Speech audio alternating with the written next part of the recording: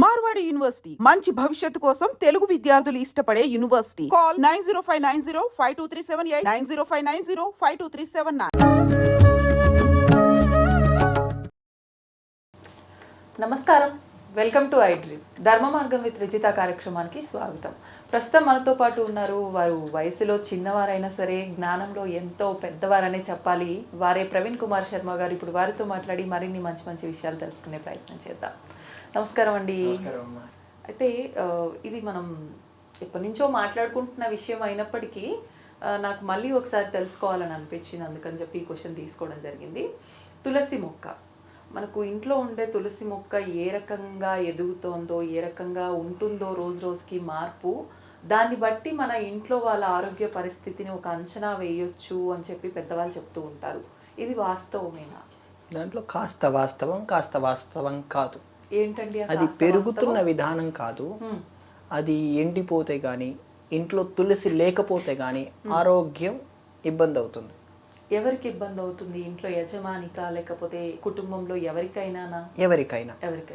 ఎందుకంటే ఎవరికైనా అని డిసైడ్ చేసే విధానం వాళ్ళలో ఉన్నటువంటి అంతర్గత శక్తులే తల్లి. అది అందరికీ ఖచ్చితంగా ఉంటుందని చెప్పలేము. ఉదాహరణకు ఒక ఇంట్లో గృహిణి ఉంది, వాళ్ళ ఇంట్లో తులసి చెట్టు లేదు. ఆవిడ రోజు లలితా సహస్రనామాలు చదువుతుంది, రోజు దీపారాధన చేస్తుంది, భక్తితో ఉంటుంది, ఆవిడకి రాకపోవచ్చు. వాళ్ళ ఆయన ఉన్నారు, దండం పెట్టుకుంటారు, వెళ్ళిపోతారు, ఆయనకు రావచ్చు. వాళ్ళ పిల్లలు ఉన్నారు, అసలు దండమే పెట్టుకోరు, దేవుడు అంటే క్లారిటీ లేదు, వాళ్ళకి ఇంకా రావచ్చు. ఇదనేది మనలో ఉన్న శక్తిని డిసైడ్ చేస్తుంది. మన పుణ్యము పాప స్థాయిని బట్టి అది డిసైడ్ చేస్తుంది తల్లి. కానీ గుర్తు పెట్టుకోవాల్సిన అంశం ఏంటంటే ప్రతి ఇంట్లో తులసి చెట్టు ఉండాలి. పూర్వం ఒక మాట ఉండేది, తులసి చెట్టు లేని ఇల్లు శ్మశానంతో సమానం అని. ఆ తులసి చెట్టు ఉండటం వల్ల చాలా రకాల ఆరోగ్యపరమైన లాభాలు ఉన్నాయి, ఆధ్యాత్మికపరమైన లాభాలు ఖచ్చితంగా ఉన్నాయి. రోజు స్త్రీయే తులసి చెట్టుకు పూజ చేయాలని. అవును, మగవారు చేయకూడదు అని అంటారు. చేయకూడదని ఏం కాదు, చెయ్యొచ్చు. వీళ్ళు చేయక ఆడవాళ్ళ పైన తోసేశారు. వీళ్ళకి బతకం ఎక్కువ అయిపోయా. అంతే తల్లి. ఇంట్లో కూడా ఫస్ట్ పూజ చేయవలసింది మగవాడే. అది తప్పించేసి ఆడవాళ్ళ చేతిలో పెట్టేసి తను దండం పెట్టుకోవడం అనే కేటగిరీలోకి వచ్చేసి ఇంట్లో పూజ చేయడం అనే ఆడవాళ్ళ చేతిలో పెట్టేసి వెళ్ళిపోయారు. కానీ నిజానికి మొట్టమొదటగా ఇంట్లో పూజ చేయవలసిన వారు మగవారే. దాని తర్వాత ఆయన తులసి దగ్గర దీపం పెట్టుకోవచ్చు, లేదా ఆయన ఇంట్లో పూజ అయిపోయిన తర్వాత ఆయన ఆఫీస్కి తొందరగా వెళ్ళిపోవాలంటే వెళ్ళిపోయి ఈవిడ ఇంట్లో పూజ చేసుకొని తర్వాత తులసి చెట్టు దగ్గర ఆవిడ దీపం పెట్టుకోవచ్చు, పూజ చేసుకోవచ్చు, ప్రదక్షిణలు చేసుకోవచ్చు, ప్రదక్షిణ చేయొచ్చు, ఏదైనా చేయొచ్చు. ఆ తులసి చెట్టు అనేది ఖచ్చితంగా అవసరం. ఇప్పుడు ఇంట్లో తులసి చెట్టు పెట్టే విధానం కూడా అంటే ఖచ్చితంగా పలానా దిక్కునే పెట్టాలి అని చెప్పి ఇంతకుముందు పెద్దవాళ్ళందరూ చెప్తూ ఉండేవారు. కానీ అప్పట్లో అన్నీ కూడా మనకు ఎలా అంటే ముందు పెరట్లో ఉండటము, లేదంటే గుమ్మానికి ఎదురుగా ఉండటము, అంతా ఓపెన్ స్పేస్ ఉండటము, తిరగటానికి అనువుగా ఉండటము, అదంతా బాగుండేది. కానీ ఇప్పుడు మనకు ఇక్కడ సిటీలో చూస్తే అలా అసలు పెట్టడానికే దాన్ని ఆనుకొని వెళ్ళే అంత స్పేస్ ఉంటుంది. అసలు ఎలా పెట్టాలి, ఎక్కడ పెట్టాలి, ఎలా పెడితే కరెక్ట్ అంటారు? ఇప్పటి పరంగా ఆన్సర్ లేదమ్మా. అప్పటంటే ఇంటి ఎదురుగా ఉండేది, అవకాశం ప్రదక్షిణ చేసుకోవటానికి ఉండేది. నేను ఇప్పుడు పరిస్థితిని గమనించింది ఏంటంటే దిక్కుల పరంగా కాకుండా ప్రదేశాన్ని పెట్టండి, ఎక్కడ అనువుగా ఉంటే అక్కడ మంచి ప్లేస్ లో దీపారాధన చేయటానికి, అగరబత్తులు పెట్టడానికి అంత అవకాశం ఉండే విధంగా పెట్టండి.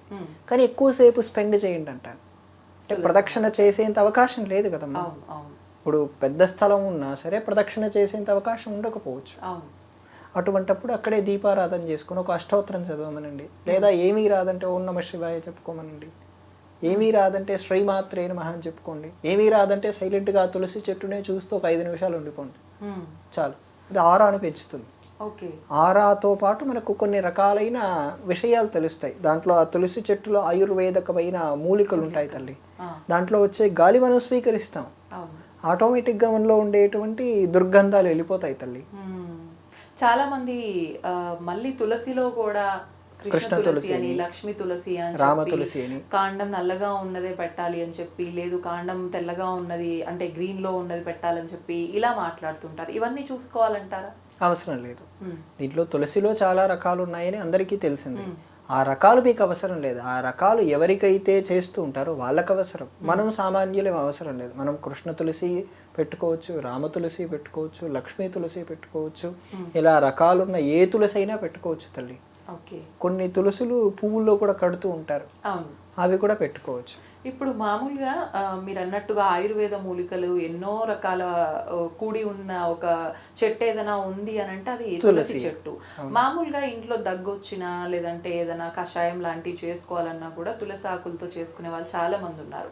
కానీ పూజించే చెట్టువి తీయకూడదు అని చెప్పి కూడా అంటారు. ఇది వాస్తవమే అంటారా? రోజులు ఉన్నాయి తల్లి, ఆ రోజుల్లో పర్టికులర్ గా తీయకూడదు. మనకందరికీ తెలిసిన మంగళవారం, శుక్రవారం, అమావాస్య, పౌర్ణమి, ఏకాదశి వంటి రోజుల్లో కాకుండా మిగతా రోజుల్లో తీసుకోవచ్చు. ప్రతిరోజు సూర్యాస్తమయం తర్వాత తీయకూడదు. సూర్యాస్తమయం తర్వాత తీయకూడదు. ఓకే. సూర్యాస్తమయం కంటే ముందు తీసుకోవచ్చు. ఇది సాధారణ నియమాలు. ప్రతి వృక్షానికి, దేవతా వృక్షాలన్నిటికీ ఈ నియమాలే వర్తిస్తాయి. ఓకే. ఇప్పుడు ఫర్ ఎగ్జాంపుల్ మనం ఇందాక అనుకున్నాము తులసి చెట్టు ఎండిపోయిందే అనుకోండి, ఖచ్చితంగా ఇంట్లో వాళ్ళకి ఏదో ఒక ఆరోగ్య సమస్య, ఏదో ఇబ్బంది రాబోతుంది అని చెప్పి సంకేతం. అటువంటప్పుడు దానికి పరిహారం ఏదైనా? కొత్త తులసి చెట్టు పెట్టుకోవటం అంతే సరిపోతుంది. మళ్ళీ పెట్టడానికి కూడా తిథి, వారం ఇలాంటివి చూసుకోవాలంటారా? అదే తృతీయ, పంచమి, సప్తమి, షష్ఠి అన్ని మంచి దినాలేనమ్మా. ఓకే. ఇప్పుడు తులసి చెట్టుకి పైన మనకు గింజలు కూడా వస్తూ ఉంటాయి. కొంతమంది అవి కట్ చేసి మళ్ళీ కుండీలోనే వేస్తూ ఉంటారు, కొంతమంది అసలు అలా వదిలేస్తూ ఉంటారు. నిజంగా కట్ చేయటం కరెక్టే అంటారా? ఆ కట్ చేసేది కూడా కొంతమంది అంటే నేను విన్నాను యాక్చువల్గా బుధవారం మాత్రమే కట్ చేయాలి అని చెప్పి, ఇలాంటివన్నీ చూసుకోవాలంటారా? అంతేనమ్మా, కట్ చేసే విధానం కూడా తెలుసుకోవాలి. తెలుసుకొని గింజలుగా వేస్తే సాధారణంగా మనం కట్ చేయడం కూడా అవసరం లేదు, అవే పెరిగి గింజలు అందులోనే పడిపోతాయి. తర్వాత అదే చెట్టు పెరిగి పెద్ద అవుతుంది. ఒకవేళ కట్ చేయాలంటే బుధవారమే నియమం ఏం లేదు, ఏ రోజైనా కట్ చేయొచ్చు. కానీ సూర్యాస్తమయం కాకుండా అందులో అష్టమి, నవములు, పౌర్ణమి, అమావాస్య, మంగళవారం, శుక్రవారం కాకుండా, అందుకే వాళ్ళు బుధవారం అన్నారు.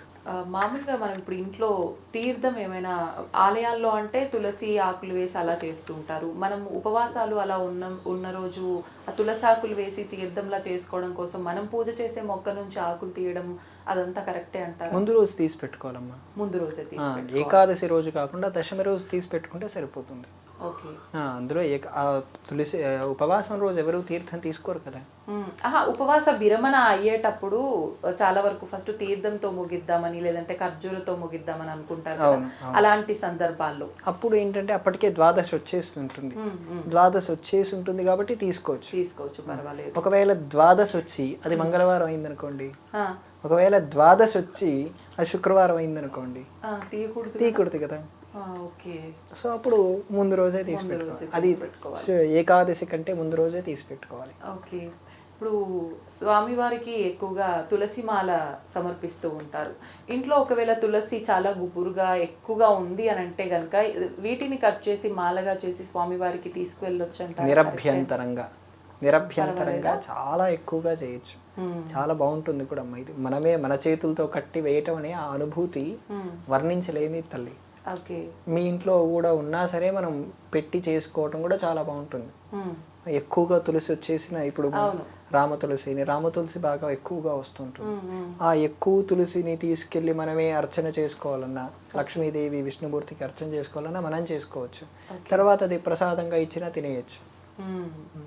ఇప్పుడు ఆలయాల్లో చాలా వరకు తులసి మాల భగవంతుడి పైన తీసి మనకి ఇస్తుంటారు కదా, ఆ తులసి మాలని ఏం చేయాలి మామూలుగా మనం ఇంటికి తీసుకొచ్చిన తర్వాత?